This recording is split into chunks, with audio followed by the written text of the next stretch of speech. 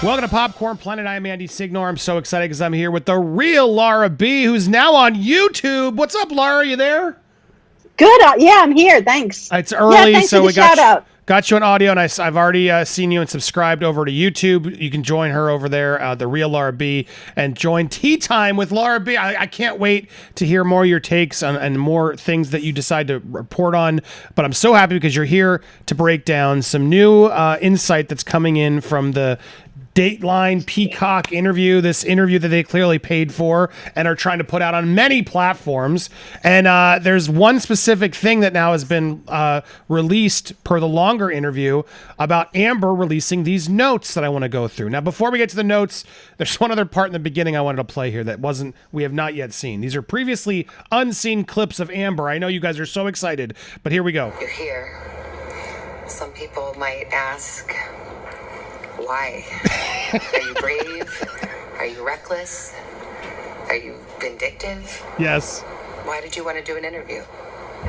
One thing I can tell you is, one thing I'm not is vindictive.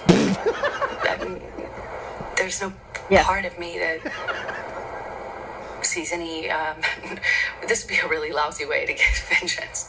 Oh my God! I just can't even. Laura, how did you laugh as hard when you heard that as well? Yes, I absolutely think the op-ed was for vengeance. That's my personal opinion. She sued him October 2018. She lost. Boom! She has this opportunity. Says, "I'll show you. You're going to write about me. I'll write about you."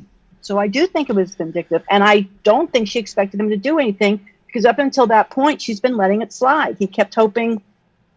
He'd been letting it slide. He kept hoping that it would eventually just go away, just keep, eventually fizzle out, as a lot of these things do over time. And typically someone like Amber, who's been through what she alleges, would go after Johnny, right? And sue him and take him to court for the horrific things that he did. And she would be applauded for it, right? Instead, she was going to. Yeah, but people got to remember, this court was about her having to defend herself from that. It happened in the first place. Johnny's the one who brought it. So it's just very telling to me because, there's so much vindictive. She couldn't take him to court, in my opinion, because she clearly didn't have the evidence, right? She wasn't being truthful.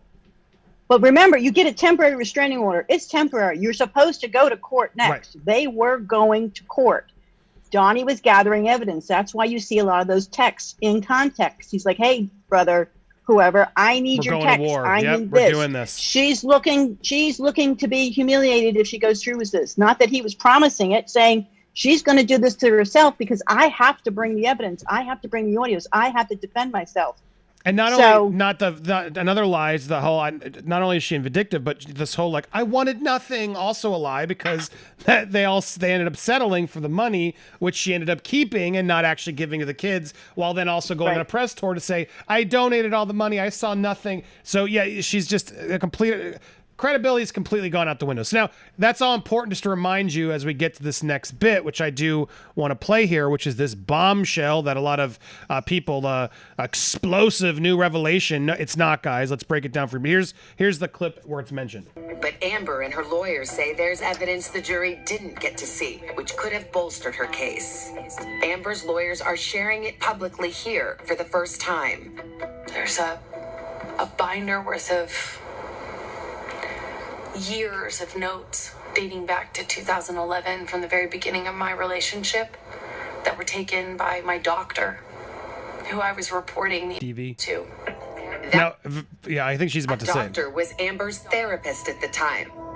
We looked at notes the doctor took during some of their sessions, which show that as far back as 2012, Amber was talking about physical TV. Her notes represented years of real-time explanations of what was going on. Entered into evidence. The judge ruled those notes were hearsay and inadmissible. Depp's spokesperson told us it's unfortunate that the defendant and her team are back to repeating, reimagining, and relitigating matters that have already been decided by the court. Now, this notebook of evidence is just an interesting one because, first of all, it is absolutely hearsay.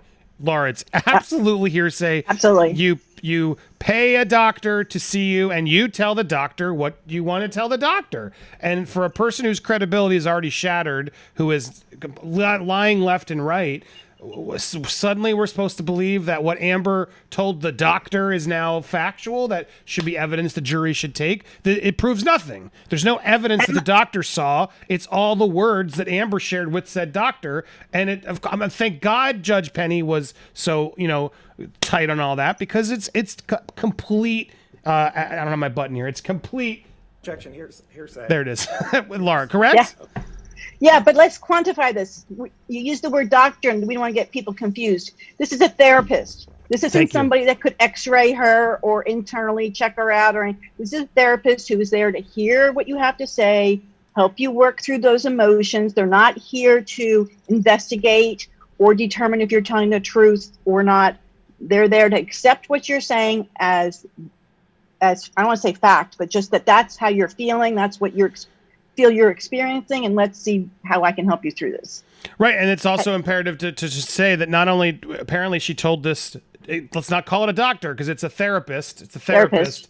And thank good catch to tell me too, all of us. Let's be careful. It's not to say therapists are bad. It's just different, right? A therapist there to listen and give you advice, etc. And hasn't actually seen medical charts or things, And what's interesting about this is the fact that Laura, as you pointed out on Twitter, you can go follow Real RB on Twitter. But what was just interesting as you put all this through.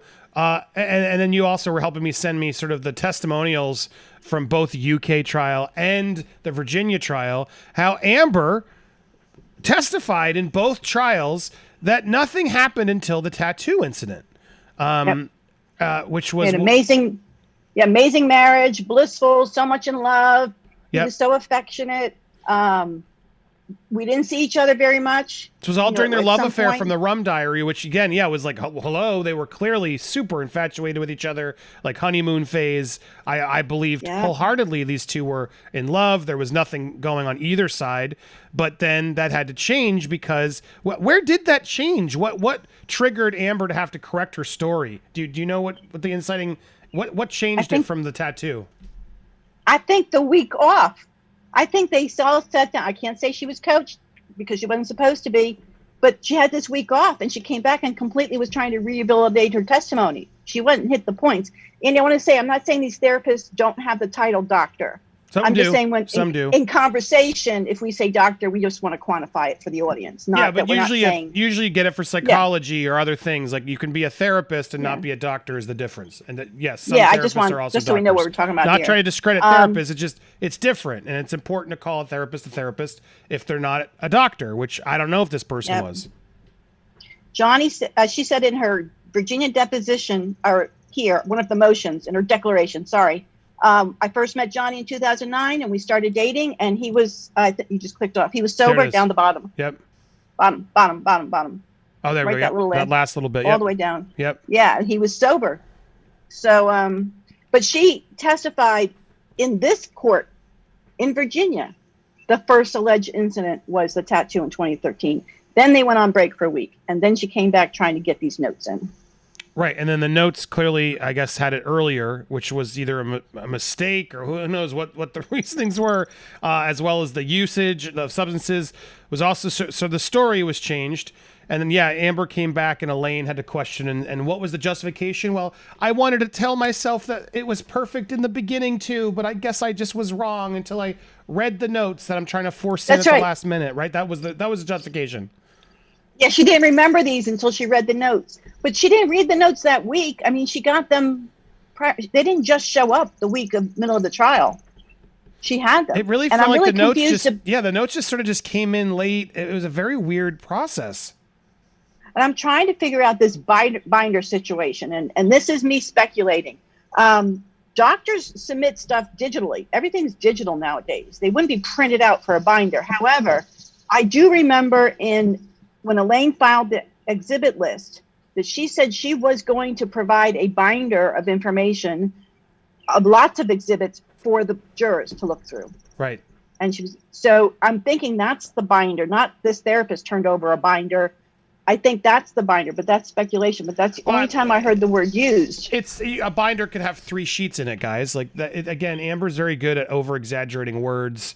and using them to make it seem like it's a big thing. Oh my God, a binder full of notes literally could be 4 sheets of notes, right, Laura? So it's like, it doesn't mean anything. And they might have printed out. It might have been old. The other thing that bothers me as we hear this testimony now and it's like, I don't know. And Dateline, was they're showing these sort of blurry documents. When were they actually written? Who were they written by? Right. All these questions aren't answered. And the other thing that I'm going to put out there, because Christopher Melcher reminded me, when you get in like evidence like this or exclusive pieces, that's when subjects get paid. Because it's really hard for news network to pay their subject. Yeah. Where they pay the subject is licensing fees to evidence or Instagram photos of Amber with her child.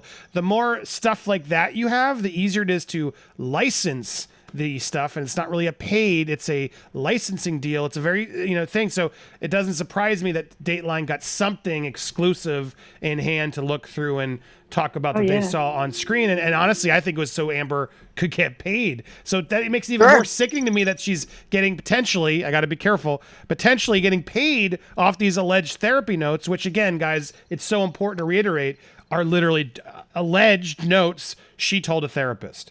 And that's it. That doesn't mean it happened. It's not proof it happened. It's just proof she told somebody. But Laura, at this point, I wouldn't be surprised if she paid some doctor to say, can you put these notes and put these dates on? I wouldn't put it past them, would you? No, but I went back and I was looking at a lot of texts she sent her mother. She was claiming some of these things. And if you listen to Dr. Curry's testimony, this kind of behavior completely fits with the seeking attention, exaggerating, overblowing things. I really honestly believe that when she met Johnny, everybody was in love with him. And suddenly she became a backseat to her friends, even her own family. And I think she just wanted to make this scenario like, hey, things aren't so great, just to make herself look better to them. Dr. Curry mentioned an Amy Banks and Bonnie Jacobs, that she read those notes. As far as I can see, Dr. Hughes only mentioned Bonnie Jacobs. She didn't mention Amy Banks. So by deduction, a lot of things is pointing to Bonnie Jacobs. And we need to look more. I don't know who this Bonnie Jacobs is. So who knows? Maybe she's very credible. I don't know. But what you have to pin Chris down is, if Bonnie Jacobs had been called to the stand, she could have talked about these notes, I think. And Depp team did not object. She's not on his objection list. So they were not objecting to Bonnie. As far as what we saw posted online, something could be going on behind the scenes, but she was never called to testify. And now Johnny's therapist, what was it, Blaustein? I can't remember his name. He did testify, and he did read from his notes. The marriage counselor testified and did read from their notes. So I think as long as the doctor is there, they checked Kipper's notes, all the other medical professionals, they brought in the notes. As long as either side could question them, then it's not hearsay. Right. Well, they could question them, but they couldn't question them about what did blank tell you. That's the hearsay of Amber telling of what Johnny did this to me from Amber to a third person. That's hearsay. Hearsay is hearing it from another party. The doctor wasn't there to witness it. So it's complicated. It's not proof. Me telling Laura something happened doesn't mean it happened, right, Laura? And that was the issue with Dr. Anderson, the marriage counselor, because anytime her alleged stuff was brought up, Depp wasn't present. Right. He was never present for any of those claims. He had no knowledge that those claims were being made, and Anderson had to admit that. Yeah, super convenient to bring it up when he's not there, so he can't challenge it. So that was her tactics throughout this whole case. Well, we'll break down more. We're going to watch the Dateline special tonight, I believe. I think I'll be live this afternoon. We'll either be live or, if not, or tonight at 8 p.m. So don't miss it. I'll make sure I put a reminder in the comments. Make sure to go subscribe both to here and to Laura B. Hit the subscribe button, hit the bell for all alerts, smash the like button, and leave a comment down below to help with the algorithm. And check out the real Laura B on YouTube as well. I'll put her link in the description as well. And always a pleasure to talk to you, Laura. I'll have to come on your channel now at some point. I owe you. And guys, stay tuned for more here on Popcorn Planet.